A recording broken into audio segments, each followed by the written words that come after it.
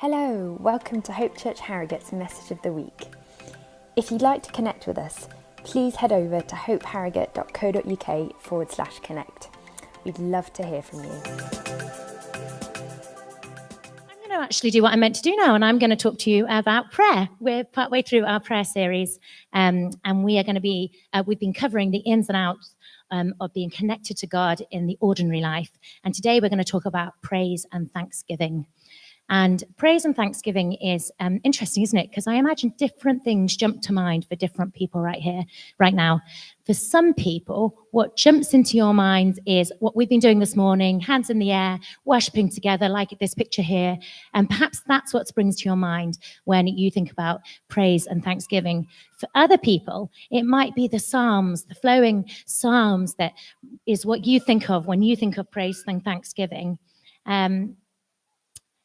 For some people, perhaps actually praise and thanksgiving doesn't give such positive images. Perhaps it feels a little bit like a tick list, you know, when you go to maybe a slightly distant family member's house and you arrive and you have a great time and then you leave and you think, oh, what am I meant to have thanked them for? My food, the present that they gave me, the nice thing they said, and you're kind of there trying to make your way through the list. And this morning, I'm happy to tell you that that is not what praise and thanksgiving is. It's not a checklist. It's not a tick list. It's not coming before God and going, here are the list of things that I'm meant to say thank you for. Now I need to awkwardly think of all the things that are going to make God feel good, that I can say, oh, you're this and you're this and this and this. That's not what we're talking about. It's a good image, isn't it? It's not what we're talking about. It's not a performance piece. What it is an overflow of our hearts. And so we're going to talk about what that looks like in the everyday. And you'll notice I've got a row of chairs here. I'm going to invite some people up from Hope who very kindly are going to share what praise and thanksgiving looks like in their day-to-day lives. So it's not all me talking this morning, but I'm just going to give you a little bit of background before we invite them up. So if we know what praise and thanksgiving isn't, I'm going to try and talk now about what praise and thanksgiving is. Here we go. Let me tell you the first thing, so I'll read them out first. Response, sacrifice, and a positioning of our hearts. Praise, that's what I'm going to talk about within praise and thanksgiving. And let me start off by telling you about something that I really, really, really love. I really, really, really love the coastline. I like it by the beach. I like it when there are cliffs. More than like it, I love it. In fact, if you ask my family, that even if I start talking about going to the beach like a year away, I start to get giddy and excited. I love, love, love the beach. I love the sound of the sea. I love the smell of the sea. Something happens within me when I think about the sea. We actually, this is slightly embarrassing, but I thought I'd share it with you. We listen to Spotify in our house, and I found out last year in my Spotify statistics that I am in the top 0.25% of listeners to one particular song, and the song is called Coastline. And every time we put any music on our house, my poor husband does not like music on repeat, I put on Coastline to start off our playlist of listening. That is how obsessed I am with the beach. I love it. Liz will testify that when we did our beach trip a couple of years ago, we turned up and it was drizzling and rainy, and I was like, it's the beach, like dancing. And Liz was like, this is not a beach day. This is not what it's meant to be like. I love, love, love the beach. And I'm trying to stop myself talking more about the beach now. I think when I get to the beach, there is something about the sun, sometimes the sea air, that just fills me with praise. It fills me with excitement. It's a natural overflowing of everything that I see and that I experience at the seaside. And praise and thanksgiving is like that. It's not a performance. It's not something we have to work ourselves to. It's a natural overflowing. The coastline isn't reliant on my praise. The coastline doesn't need me to say how wonderful it is to be wonderful. It doesn't need me to make it feel pretty or feel loved. The coastline is the coastline. But when I see it, I can't help but overflow with wonder and joy. And most of the time, if I'm honest, what it makes me do is thank and glorify God for the amazing creation that he made. And then it makes me sing songs, the Coastline song, because that's my favorite song in the whole wide world. And then after that, worship songs, because God is the one that created the amazing, amazing seaside. I wonder if there are things in your life that you overflow when you see, you just bubble up with excitement for. I wonder if there are things that you can picture now. You can be like, well, maybe it's not the sea for you in the drizzle, but maybe something else in your life that makes you go, I just can't help but overflow with joy and excitement. The Psalms are a great place to look for praise and thanksgiving. And I think a psalm's going to come up on our screen now. It says, come and let us sing for the joy to the Lord. Let us shout aloud to the rock of our salvation. Let us come before him with thanksgiving and extol him with music and song. For the Lord is the great God, the great King above all gods. That's Psalm 95, 1-3. And most of this psalm is an outpouring of response to God. It's a response to who God is. In the Bible, we see quite a few other people responding spontaneously in praise and thanksgiving. We see Anna and Simeon when they're in the temple, when they see Jesus. And another kind of key one that you may well know is Miriam's song. After the Exodus, it's spontaneous, unplanned praise. And so sometimes, often in this place, often praise is a spontaneous outflowing of your heart in response to something. Thanks is a little bit different, but it's also similar. Adam spoke about thanks back at Russet in the summer holidays. I don't know how many of you were there. He talks about different, I can't remember whether he said levels or form of thanks.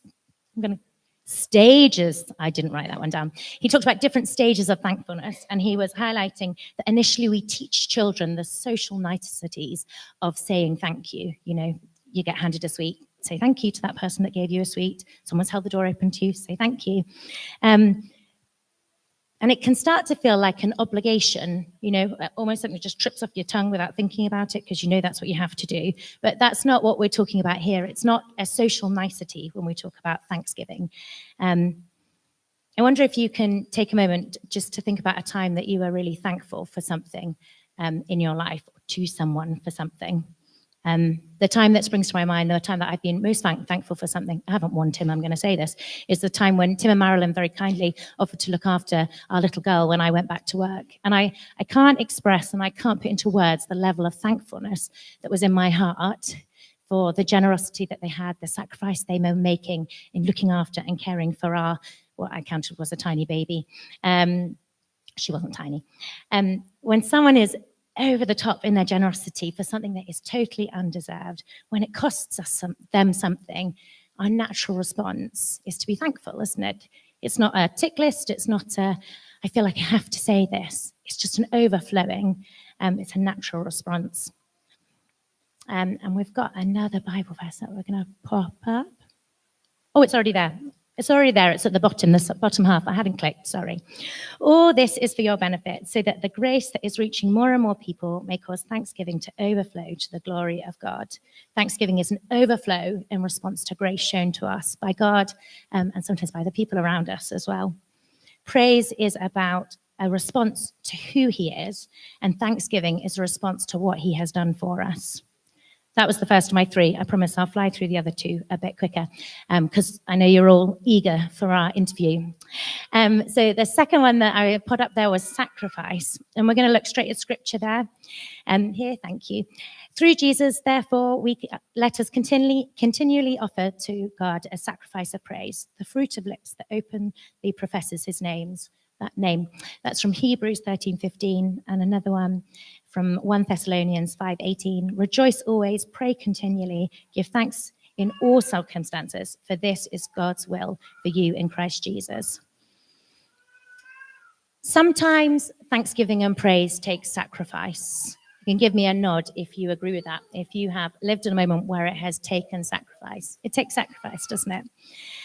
But there is a determination that it takes in not letting the situation we're in or the circumstances or the emotions that we are feeling at that moment to lead us, to be the only thing that leads us to praise and thanksgiving. Sometimes it is a struggle to be overflowing with joy, to be overflowing with thanksgiving and praise. Sometimes it's hard to do that because what God's done isn't necessarily what we wanted God to do.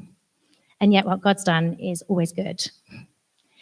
The choice to turn our eyes away from the surroundings and the things around us and the situation we're in, and to focus on who he is and declare the truth and the reality of his goodness and his kindness, even when we don't see it easily in the situation we're in. That's sometimes a really hard thing, but it is an amazing thing. The Bible acknowledges that it can be a sacrifice and that it can cost us, but it also lets us know that when we make that sacrifice is cherished by God, that God sees that and he values that. And I think the choice of sacrifice is also God's provision to us. When we choose to praise and give thanks, even in really difficult times, something inside us changes. We have a hope, we have a peace, and we grab onto that connection with God. It's a reliance on God. The sacrifice does something in us that enables us to feel more connected with God, even in the middle of that really difficult time. Because we're looking at him and we're not looking at us or the situation around us. And the last one that I just wanted to highlight before we do our great interviews is it positions our heart. So when we let our hearts respond to who God is and what he does, and when we choose to do that in all circumstances, it calls us into a position of humbleness and dependence on God. That is actually the best place we could possibly be. It's where we're going to flourish most, when we are dependent and reliant on God, not when we are trying to hold things in our own strength. So there's a verse up there for us from Psalm 100, verse 4. Enter his gates with thanksgiving and his courts with praise. Give thanks to him and praise his name. And we've got another one from Colossians. Thank you. Let the peace of Christ rule in your hearts, since as members of one body you are called to peace, and be thankful. Let the message of Christ dwell among you richly as you teach and admonish one another with all wisdom through psalms and hymns and songs from the Spirit, singing to God with gratitude in your heart. And whatever you do, whether in word or deed, do it in the name of the Lord Jesus, giving thanks to God the Father through him. It's not a simple, don't forget to say thanks, and once in a while, don't forget to tell God how great he is, because that's what he needs. But actually, God is calling us to position ourselves to a position of constant peace, of gratitude, and of praise. He's calling us to position ourselves to be looking at him, to be rejoicing in him, and being aware of his gifts and the nature that he's provided, that he's created for us and put around us, and existing in an awareness of what he's doing. When we position ourselves in that place, we can't help but overflow with thanksgiving and with praise. We can't help but overflow with praise for him because of all of who he is and all that he's done for us. So I've given a little bit of a background of praise and thanksgiving, but I've not told you any of what that looks like in normal day-to-day life. And I'm not going to try and do that, because what it looks like in my life is going to look very different to what it looks like in other people's lives, because we are all different people and we all have a slightly different relationship with God. God is the same, but we're all different. And your day-to-day life looks different to my day-to-day life. So what I thought we'd do is we'd get 3 people up who are going to tell you a little bit about their lives, and just give you a bit of a snapshot insight into 3 different people who love Jesus and who walk with him and who are people who give praise and are thankful. And so I'm going to invite Josh and Hannah and Eric up, and I'm going to give you an introduction. Should we give them a clap? Let's give them a clap.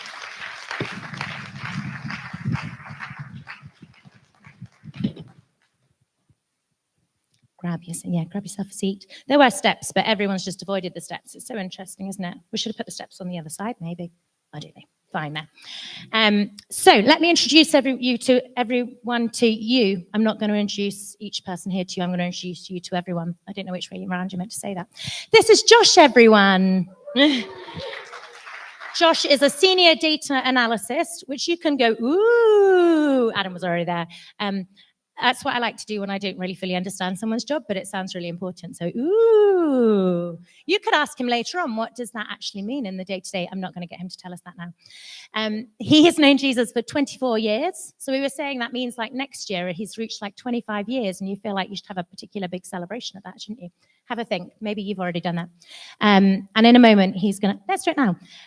Will you pass the microphone down to Josh, Eric? Thanks. Josh, tell us what you would do if you had a free Saturday morning.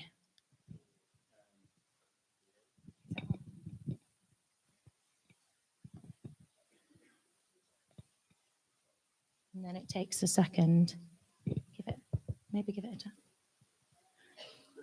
Hello. I'm here in the house. My ideal Saturday morning would probably have to be eating a cooked breakfast with good company. Nice. Sounds good, doesn't it? This is Hannah. Hannah, when I asked Hannah, what do you want me to say you did? She was like, my first calling is to my children, and I'm full-time mummy, and also you work part-time as a receptionist in a school, don't you? And I emailed Hannah when I was looking at schools for our little one, and oh my goodness, it was the nicest email I've ever had in reply, ever. She's a delight to email. And Hannah would say she's known Jesus on and off for all her life. And tell us, Hannah, how you'd spend a Saturday morning. With the children, with Ian, connecting, a coffee in hand, playing a board game, and a bit of calm. That sounds so nice, doesn't it? And this is Eric. Eric does deliveries for insurance companies. And you were saying you've known Jesus since you were 16 years old. And I didn't ask how long that was because I felt like it was rude. So he's known Jesus since he was 16 years old. Eric, Eric may run off at any point because, we if he does, we'll just wave to him and say, have a wonderful time having a baby, because he's got a baby due any day now. We're very excited about that, but we're delighted that he's here. Eric, tell us how you'd spend your Saturday morning. I'll talk to Jesus first. Come on. Spend time with him first, and then serve my family. Yeah, time with the family sounds great, doesn't it? What I'm going to do now is I'm going to ask him some questions. The questions will be up on the screen behind. So if you forget what the question is, it's right there. Look, first one is already there. I'm almost unnecessary here. And these guys are just going to give their answer to these and show you a little bit of what it looks like in day-to-day life. To be praising and thanksgiving, giving thanks to God. So the first question, praise and thanksgiving looks like different things for different people in their prayer life. What does it look like for you guys? Praise and thanksgiving looks naturally to me because it's part of who God is. Comes naturally to me with an overflowing heart and gratitude, practicing an attitude of gratitude. Mm-hmm. Yeah. So since starting my parenting journey, I would say that I really wanted my faith to be quite practical and almost a bit sciencey, so I could really apply it to everyday life. So at the moment, I've got a gratitude journal. And so that's about 2 minutes in the morning, 2 minutes in the evening, available at all good Waterstones. And it's really sort of focuses for the day. You write what you're grateful for, how you'll make space for gratitude. One of the questions is like an affirmation for the day. I like to say declaration of faith for the day. In practical terms, recently this looks like covering 3 days' supply at the school because I've also taught. And I was fairly nervous about going in to do those 3 days.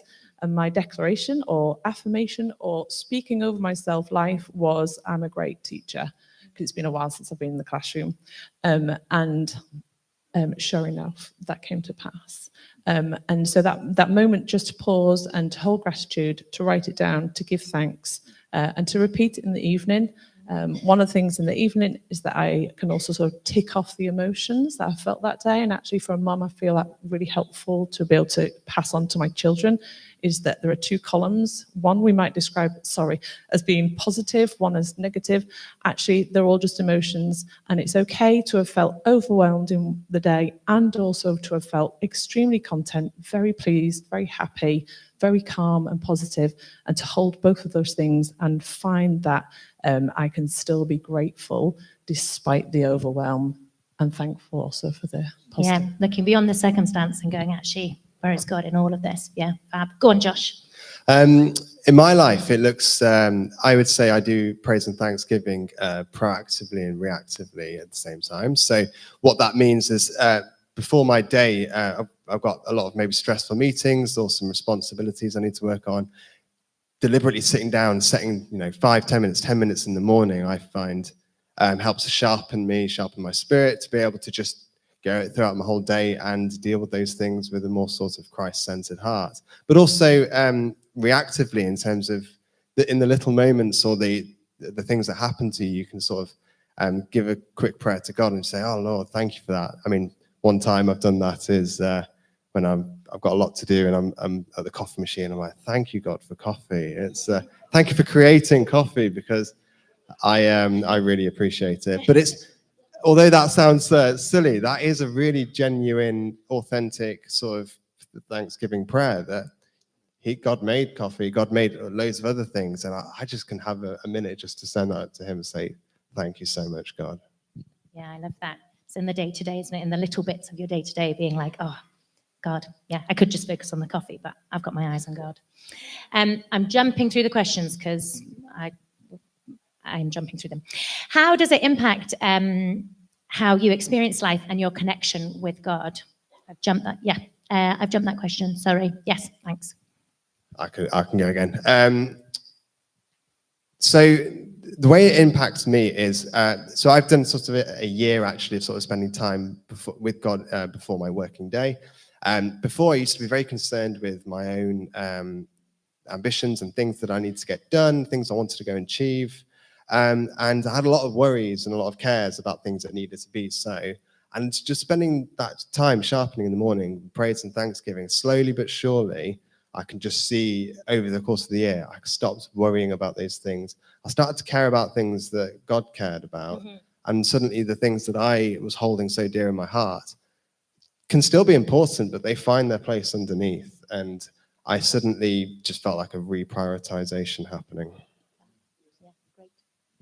I would say that I'm probably experiencing life through a lens of what happens if everything in life was happening for my good, which of course is from the Bible, that all things work together for my good. What happens if every situation I go through today, every interaction I have with the children, every sort of marriage, like disturbance happens for my good. So I'm approaching life really, really genuinely. This is how it occurs for me, is coming through it with an attitude of gratitude, with some science behind it as well. Oh, I mean, I've skipped over the question with your good science answer, haven't I? Do you want it? Yeah, I do. Okay. I really liked it. Okay, well, I found this so helpful because there have been times when, especially as a mom, I'm really feeling I want it to be practical. There are times when God feels a little bit far off, or we're not really certain where we're at, etc., etc.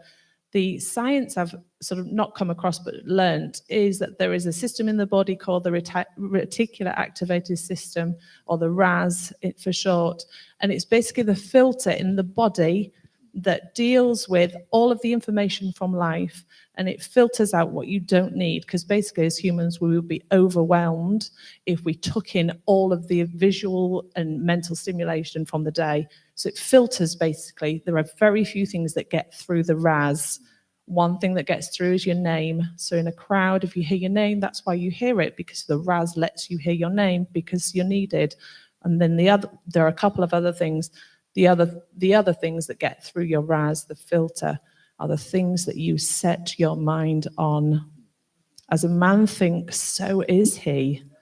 And so when we train, and it is trainable, when we train our brain in an attitude of gratitude to seek out goodness in our day, your brain actually actively looks for ways to say to you, look at that goodness happening, look at that goodness, look at that goodness.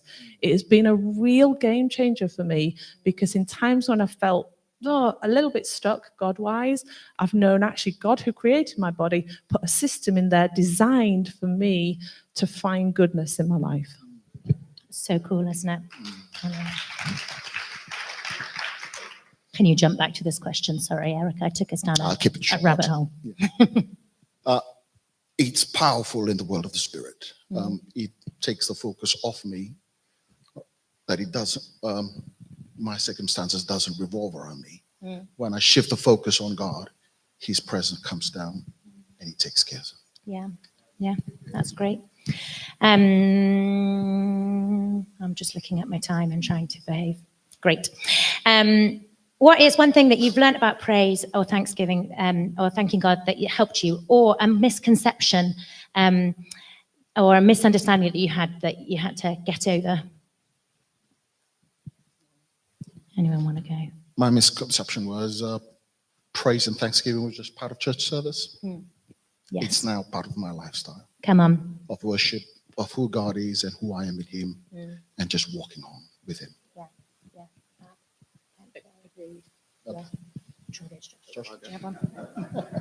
We'll switch up the order.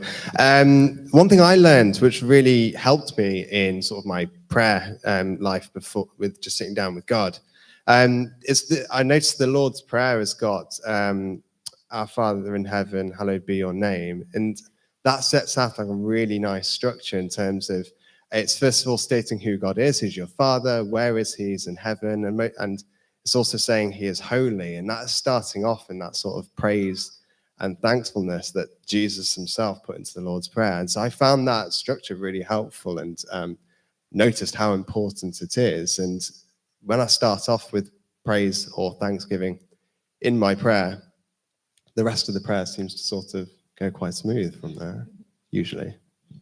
Fab, thank you. We're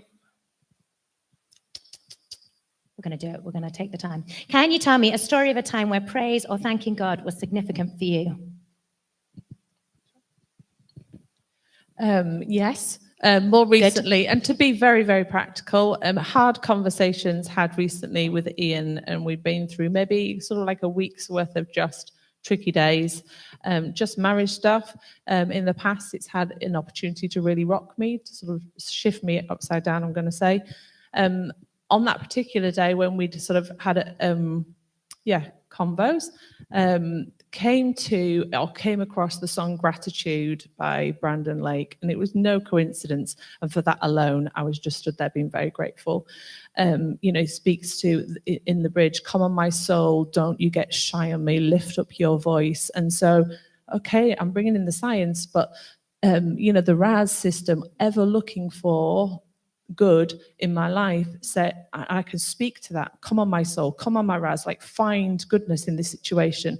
So I was able to find goodness. I was able to sort of seek on gratitude. I was able to find constructive ways forward. I was able to sort of look at how we might move forward together, and the conversations then that I could sort of build to, and that Ian and I could work through together, we were able to resolve literally in the day. In the past, it would have been maybe a few days, but to have resolved in the day and to seek forward on gratitude, I'm really, really grateful. And it went in my gratitude journal. Come on. There's an intentionality, isn't there, in those moments where things are hard, where maybe life situations feel quite overwhelming or feel like they could have a big impact, to turn our eyes to God and to go, actually, I know that you are always good. I know you are always kind. I know you are always working. Let me turn my heart and my eyes to you, and let me see the things you are doing. And let me be thankful in them. Sometimes I think you have to be like, God, help me see what you're doing. I'm finding it hard to see. And maybe not. Maybe you all can see what God's doing. And sometimes I feel that. And actually, we can cry out that to God. But actually then going, where are you working? How are you working? And being thankful for them. It shifts something. It changes something in us. Last question. If you could give one piece of advice to someone who is new to the idea of praise and thanksgiving in the ordinary life, what would it be? I'd say, and I think Rachel Turner spoke about this before as well, it doesn't have to be a performance or a sort of a checklist, as we said. It can be very informal. I would encourage it to be that informal setting of just sitting down and chatting with God, and having silence is fine as well. But the other advice, I can give two bits of advice. Learn how to set a habit in your life, because you are what your habits are. And if you can, it can feel hard to make time for God in the morning or whenever you want to make time with Him. But if you get that habit right, it's like compound interest. It will magnify throughout the whole of your life. Practical again. When you open the curtains on a morning, declare over your day, today's going to be an amazing day. And attach to it 3 gratitudes, 3 things I'm grateful for.